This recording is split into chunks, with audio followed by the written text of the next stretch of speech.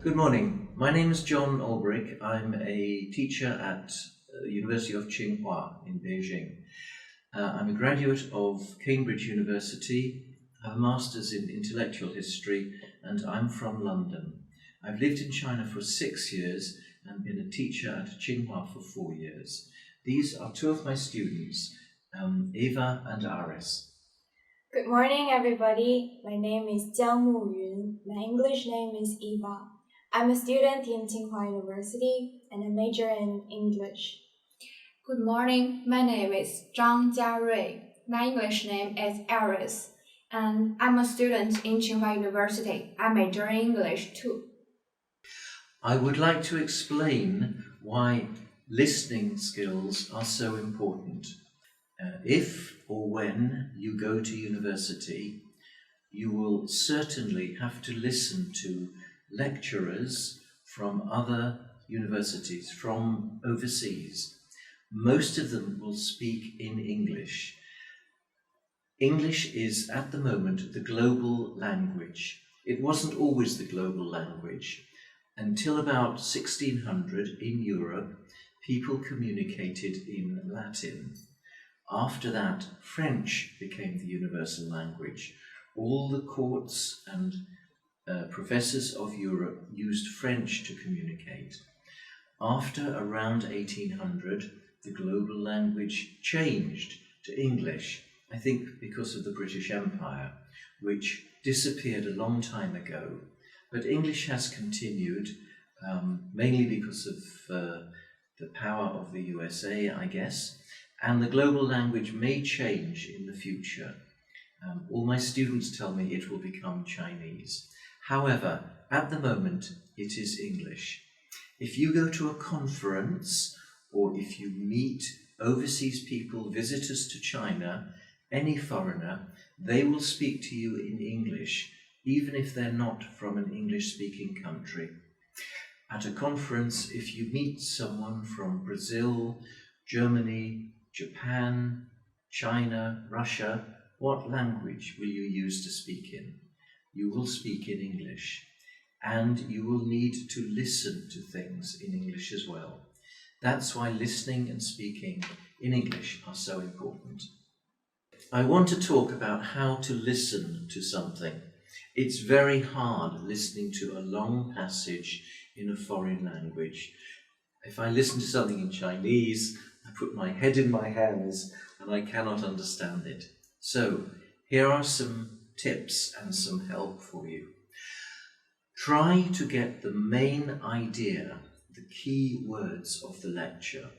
You can tell from the title, you can tell from how the lecturer speaks, and you can tell from listening to the introduction what it is likely to be about. Take notes, write down on a piece of paper the main words that you hear. If you have a long passage, more than 10 minutes, divide it up. Listen to 1 or 2 minutes, and then listen again. That is always the best way to listen. Do you have any questions?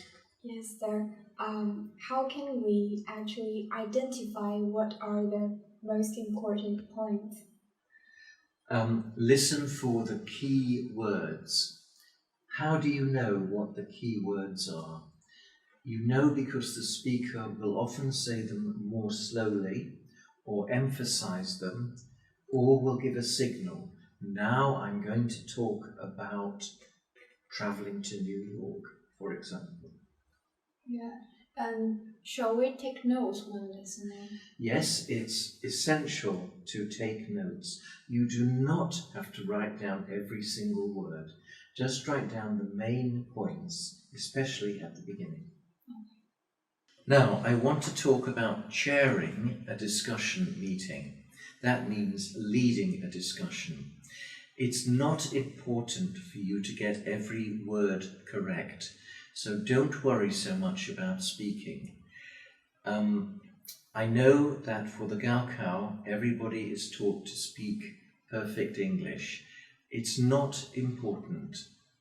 I travel in China a lot, and my Chinese is terrible, but I manage to communicate. In the same way, with a group of international people, the important thing is to communicate. So please don't be nervous about speaking in English. Before you have a discussion meeting, it's important to prepare. So prepare an agenda, know what you're going to say. Second thing, assign somebody to take notes of the discussion. You can't lead a discussion yourself and take notes. Right, do you have any questions? I want to ask how to set a firm agenda. Okay, an agenda, Latin word, it means things to be done. So just think about the topic of discussion and write some notes. And what should we do during the meeting? Okay, during the meeting, make sure it starts on time, explain what the purpose of the meeting is, keep to the agenda, make sure everybody can speak. So if somebody's very quiet, say, for example, Sarah, have you got anything to say? Iris, you haven't said anything yet. What is your view? Make sure your note taker is taking notes and check on the time, because if you have 20 minutes, nobody will thank you if you run over time. Okay. And there is anything to do after the meeting? Yes, thank everybody and get some comments and feedback from people. Do you have any questions? When we are chairing a discussion, how can we welcome the audience? Okay, welcome the audience by using normal, polite language. Good morning or good afternoon. Ladies and gentlemen is very polite, maybe over polite nowadays. Thank people for coming, welcome them. Good phrase is, it's good to see you all here. And how can we state our purpose of the conference? Okay, you simply say, the purpose of this discussion is to blah, blah, blah, whatever it is. Or you can say, I'd like to inform you about, during the next few hours, we'll talk about something or other.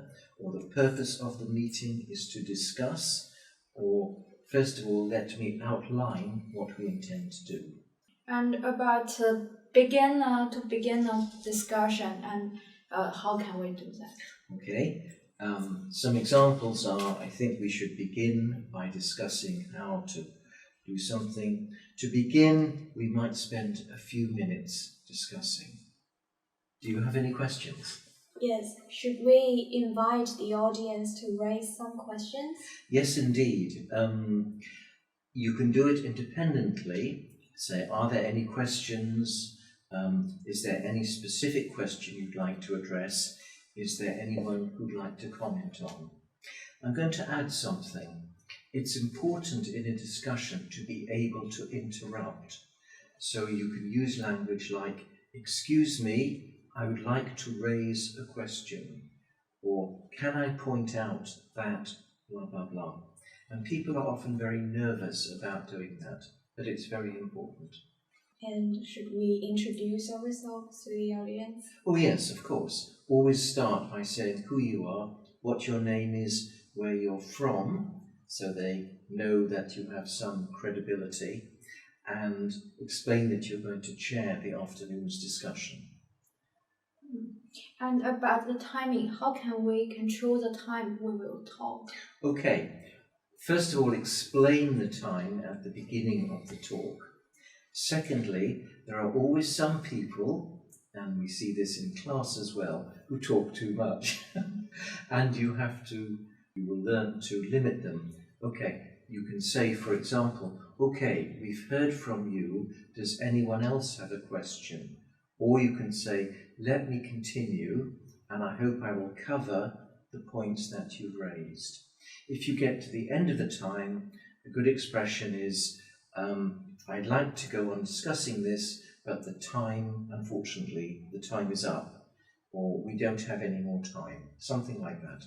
Okay, and is there any ways to change the subjects? Yes, you can say the next item on the agenda is, or the next question for discussion is, or I would like to move on, or let's move on, let's pass on, anything like that. Okay. In the end, we will express our gratitude. Yes, just say thank you very much. Thank you for coming. Thank you for an excellent presentation. Any words like that are good. Now I want to talk a little bit about reading. It is absolutely essential that you read in order to be able to write well. It doesn't matter what you read something that you enjoy. Okay, how can you read well? You don't need to look up every single word.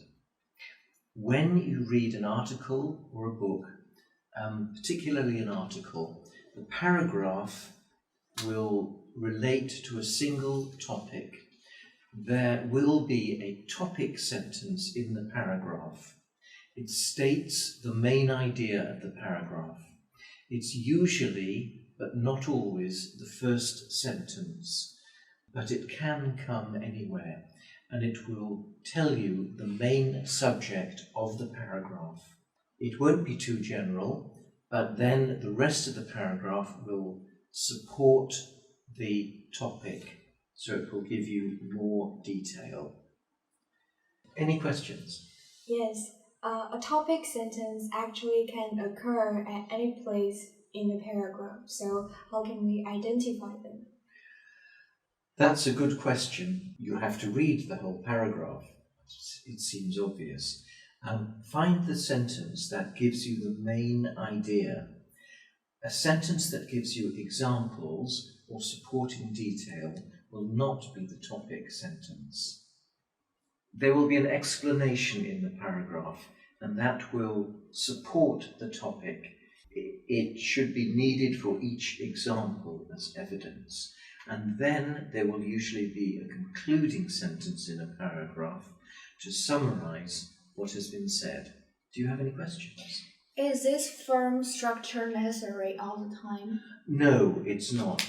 There is a diagram here that shows topic sentence, evidence 1, explanation 1. But no, it's not necessary. People write in English in very different ways. English is much less structured than Chinese, and it is not necessary to stick to this all the time.